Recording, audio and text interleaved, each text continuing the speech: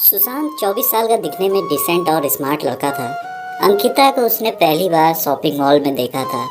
अंकिता देखने में किसी परी जैसी थी। सुशांत को अंकिता को देखते ही पहली नज़र में प्यार हो गया। उसी दिन सुशांत अंकिता को देखकर ऐसे मदहोश हुआ कि ना ही उसे अंकिता से मिलने की सूझी और ना ही उसने सोचा कि उसका नाम या नंबर पता किया जाए। बस वही मूर्ति की तरह खड़ा होकर उसे देखता रहा। अंकिता थोड़ी देर बाद वहाँ से चली गई। अंकिता के चले जाने के बाद सुशांत का सुख चैन सब चला गया। सुशांत को लगने लगा कि अगर वो अंकिता से फिर नहीं मिलता है तो शायद उसकी जान निकल जाएगी। यह एहसास दुखदाई था, उतना ही अनोखा था कि कहीं न कहीं उसे ये सब अच्छा लग रहा था। शायद यह प्यार था, सच्चा प्यार। अंकिता को ढूंढने का कोई और जरिया नहीं था, इसलिए सुशांत हर दिन उसी मॉल में जाकर इंतजार करने लगा कि किसी दिन अंकिता वापस वहां आएगी और वो उसे मिल पाएगा। पूरे 2 हफ्ते तक लगातार उस मॉल में जाता रहा और पूरा दिन वहां अंकिता का इंतजार करता रहा और हर आने जाने वाले लोगों पर नज़र रखता रहा। 2 हफ्ते बाद उसके सब्र का फल उसे मिला और एक दिन अचानक अंकिता खुद उसी के सामने आकर खड़ी हो गई। अचानक अंकिता को अपने सामने देख वो बहुत खुश हुआ और शॉक्ड भी। उसके मुंह से कोई शब्द नहीं फूट रहा था। जब काफ़ी देर तक वह कुछ नहीं बोला तो अंकिता ने उससे कहा, क्या हुआ? इतने दिनों से मेरा इंतज़ार कर रहे हो और अब जब मैं सामने आके खड़ी हूँ तो तुम मुझसे बात भी नहीं करोगे?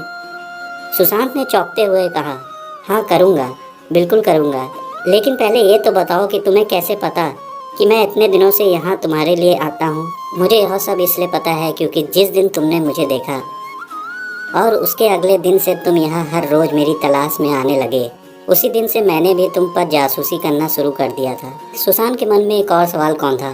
उसने पूछा, अच्छा यह तो समझ में आया कि तुमने मुझ पर बरोबर जासूसी की है, फिर भी यह क्लियर नहीं हुआ कि तुम्हें कैसे पता चला कि मैं तुम्हारी तलाश में यहाँ आता था। और एक सवाल है कि जब तुम्हें यह पता चल गया मैं तुम्हारे लिए यहाँ आता हूँ, तुम्हें अजीब नहीं लगा या मुझ पर गुस्सा नहीं आया? अगले दिन आकर जब तुमने मेरे बारे में उसी दुकान में पूछताछ की जहाँ से मैं सामान खरीदती हूँ, तो उसी दुकानदार ने तुम्हें मेरे बारे में बताया। क्योंकि मैं उसकी रेगुलर कस्टमर हूँ, इसलिए उसने मुझे फ़ोन करके तुम्हारे बारे में सब कुछ बता दिया था। मुझे अजीब लगा था कि कोई क्यों मेरे बारे में छानबीन कर रहा है, इसलिए मैंने उसी दिन से यहाँ पर तुम पर जासूसी करना शुरू कर दिया और दूर से ही तुम पर नज़र रखने लगी। अंकिता ने कहा, उस दिन सिर्फ तुम्हें ही मैं पहली नज़र में पसंद आई थी।